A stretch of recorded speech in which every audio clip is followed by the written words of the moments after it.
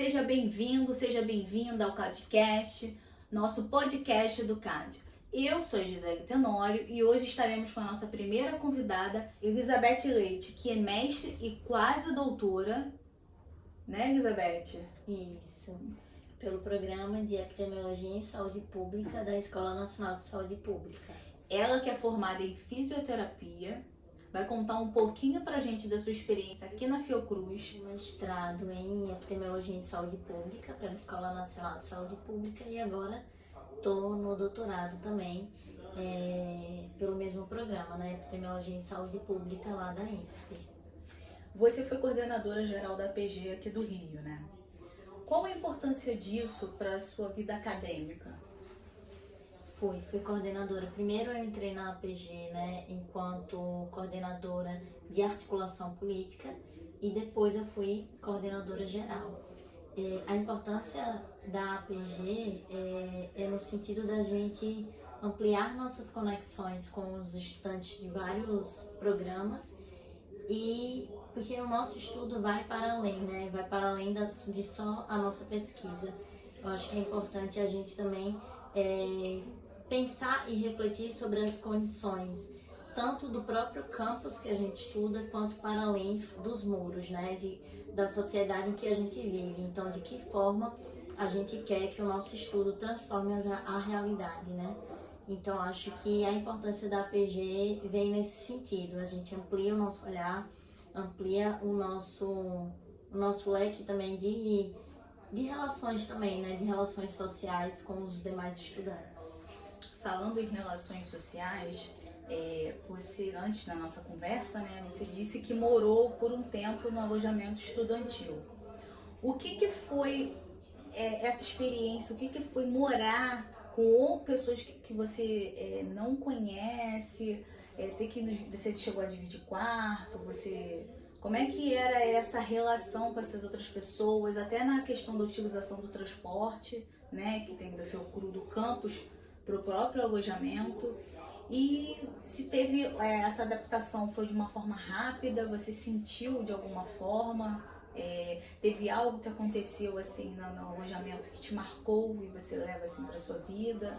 Como é que foi mais ou menos essa sua experiência?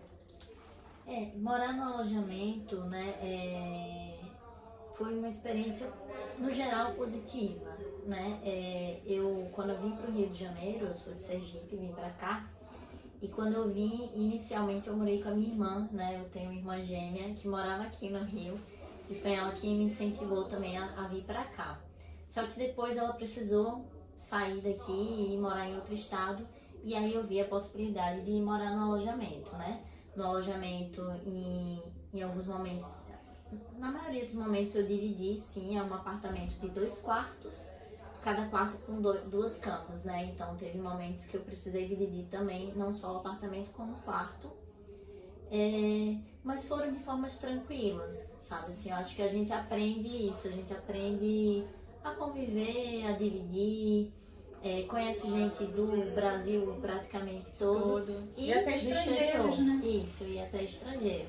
Então tem muita gente de Moçambique, da Colômbia, né, do Chile. Então assim, tipo, a gente acaba que a gente amplia também as relações com pessoas de outros países, conhecendo outras culturas. Sim, então isso aí é bem bacana.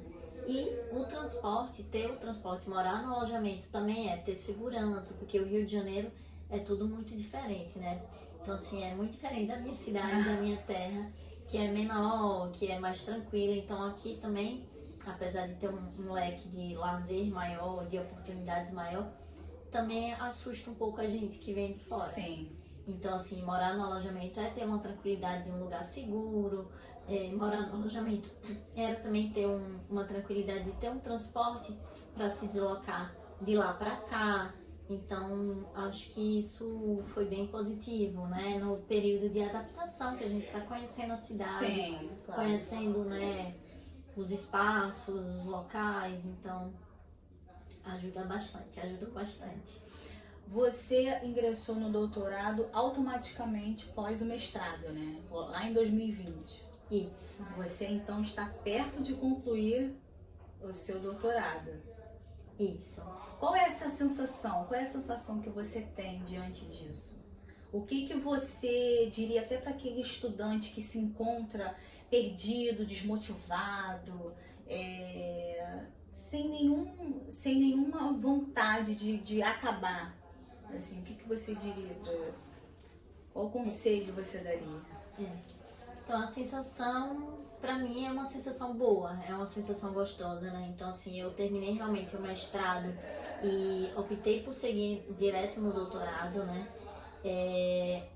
Por questão também, eu acho que de uma vocação, né? Então, assim, eu tenho bem claro na minha mente que é esse o caminho que eu quero seguir, que é o caminho da carreira acadêmica, né?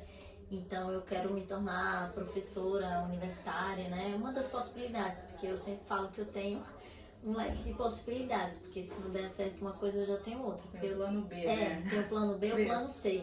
Então, porque eu acho que a gente precisa ter mais de um leque. E aí eu gosto de mais de uma coisa, então, assim, a gente sempre tem essas opções. E, assim, eu acho que pra quem tá aí, né, eu sempre fico com um pouco de receio dessa palavra desistir, né? Eu acho que as pessoas têm que refletir e pensar. Será que é, tipo assim, porque pode ser mudar de rumo e a gente tem a liberdade para também, tipo, decidir se não, tipo, refletir, não me identifiquei mesmo, isso aqui não, né? Eu acho que tem essa possibilidade também. Às vezes na prática não é aquilo que eu imaginava, né? Lá Isso. quando... A gente não precisa ficar se martirizando, que, tipo, porque iniciou tem que terminar. Sim. Porque tem muita pressão, né? Não só da família, às vezes da sociedade. Mas não, eu acho que aqui a gente é um momento também de se descobrir enquanto profissionais, né, da área da educação, da saúde, enfim, de diversas áreas, porque a Fiocruz tem diversas áreas. Então é isso, assim, mas se a pessoa estiver desmotivada, mas é uma coisa que ela realmente quer muito, que está no seu propósito de vida, é tentar entender o que é que está desanimando ela, né, e tentar buscar apoio na rede. Eu falo que a gente consegue ir muito, né, mais além, se motivar muito mais quando a gente tem uma rede de apoio boa. Então, quando a gente tem uma rede de amigos, então, assim, a gente hoje em dia tem mais facilidades, né, até mesmo pelo WhatsApp, a gente se ajuda muito. Então, minha turma é uma turma que normalmente a gente coloca muita coisa lá de dúvidas no WhatsApp, ou então também de angústia, e vai se ajudando, vai jogando, vai também brincando um pouquinho, né, e eu acho que é isso, é tentar também buscar um equilíbrio. Falando em WhatsApp, né, em redes sociais, a gente pode lembrar muito a questão da pandemia, na época que foi a pandemia, porque era o nosso único recurso que a gente tinha de buscar estar conectado com as pessoas, né? Foi um marco muito grande a pandemia, né, do Covid-19. E a gente, não só a gente, mas como todo mundo, teve a necessidade de se reinventar, voltar para a sua cidade de origem, estudar, trabalhar, viver de forma adaptada, né? Porque assim, você está na sua rotina, principalmente pessoas que têm a rotina agitada, ter que se isolar é muito difícil, principalmente para a parte mental, né? Como é que foi essa fase assim para você, em questão do estudo, questão de trabalho, até familiar, como um todo mesmo? A pandemia veio dar uma chacoalhada na gente, né? E pra mim, eu digo assim, eu reflito que teve tanto lado bom quanto lado ruim. Mas, no geral, pra mim, teve um lado mais positivo, porque eu tive a possibilidade de voltar pra minha cidade e ficar perto da minha família, né? Nesses momentos a gente quer ficar perto da família. Com certeza. Então, eu fiquei perto da minha família e fiz as disciplinas de forma remota, que era tudo uma adaptação mesmo, era tudo assim, tipo, foi muitas vezes mais cansativo, porque ficar muito tempo em frente a uma tela, né, a gente acaba cansando. Às vezes a gente também, dentro da família, né, as pessoas passam, então ficam querendo falar com você. Então teve alguns momentos que o microfone abriu e alguém da sua família falou e as pessoas escutaram. Então assim, teve algumas coisas que eu tinha que desligar logo. Mãe, eu tô em aula. Porque às vezes a gente tinha que abrir o microfone, porque pra gente tinha que interagir, né? Então assim, tinha momentos que eu tinha um espaço mais reservado meu e tinha momentos que não, que eu tinha que ir pra sala e que eu tinha que ficar num espaço mais coletivo. E eu acho que isso foi um desafio para muitas pessoas, né? Com certeza. Então, assim, tipo... Você sair da sua rotina, né? Sair da rotina é muito complicado para alguns. Acredito que para a maioria, né? Sair da rotina é complicado. Se reinventar é mais complicado ainda, porque muitas pessoas viam que não viam capacidade em fazer aquela coisa. Ah, vou estudar de forma remota. Será que é possível? E viu que era possível, né? E aí nesse ponto também teve um papel importante da APG, né? Que no início, logo no início da pandemia, a gente, né, tanto da APG quanto do Fórum de Estudantes da INSP, porque como eu sou da INSP, eu também fazia parte do fórum, e nos espaços, assim, né, de representação estudantil, a gente teve que levar essas reflexões de como que seria de agora, né, de agora em diante. E que foi importante a gente parar um mês, a gente parou todas as atividades em um mês, para a gente pensar na possibilidade de ter, de como dar acesso a algumas pessoas que não tinham equipamentos tecnológicos ou internet de qualidade, porque como que esses alunos iriam acompanhar, né? Então teve essa preocupação também da gente não deixar ninguém de fora, da gente continuar, mas continuar com um certo planejamento e não ter nenhuma exclusão, sabe? Eu acho que isso também foi um grande desafio para os estudantes, para a APG, para a Fiocruz, para o Brasil, né? E inicialmente as pessoas achavam que o isolamento seriam apenas de 15 dias, né? Tudo começou nos 15 dias de isolamento, depois foi para um mês, até que nós ficamos anos, né? De forma remota, que assim, agora com a gente 100%, né, presencial, algumas empresas, né, algumas pessoas, até estudos, viram que é muito mais produtivo você trabalhar de forma híbrida, né, estudar de forma híbrida.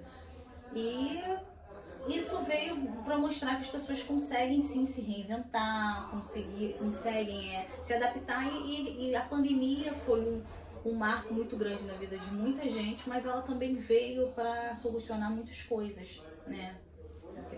Sim, veio como um desafio, e aí a partir do desafio a gente se reinventa mesmo e vai vendo novas possibilidades, né? Isso. E aí são questões que a gente começa já a discutir no movimento estudantil, nos espaços, os docentes estão discutindo, os discentes também, em relação a isso, né? De que modo a gente pode aproveitar a nova tecnologia, as novas tecnologias em cima dessas circunstâncias, em cima do processo de ensino-aprendizado, claro, colocando tudo aí na balança, porque a gente sabe, né, que os nossos cursos são presenciais, mas de que forma, né, utilizar as ferramentas a nosso favor, né? Exato. Isso são as suas perspectivas para o futuro profissional. Então, minha perspectiva maior é passar no concurso. Passar no concurso público para docente, ou para a área de sanitarista, ou epidemiologista, ou fisioterapeuta. Porque assim, minha formação de base é fisioterapia, mas está muito ligada à fisioterapia na saúde coletiva, né? Então, assim, minha perspectiva, eu tenho essas possibilidades aí do que eu quero, assim, daqui em diante, né? Então, se seguir estudando, pesquisando, fazer o pós-doc, na verdade, tá aí também muito em andamento, eu sei. Tá uma perspectiva, assim, mais perto, é o pós-doc, né? Então, minha orientadora já vem me incentivando aí a seguir no pós-doc, então, tenho esses caminhos.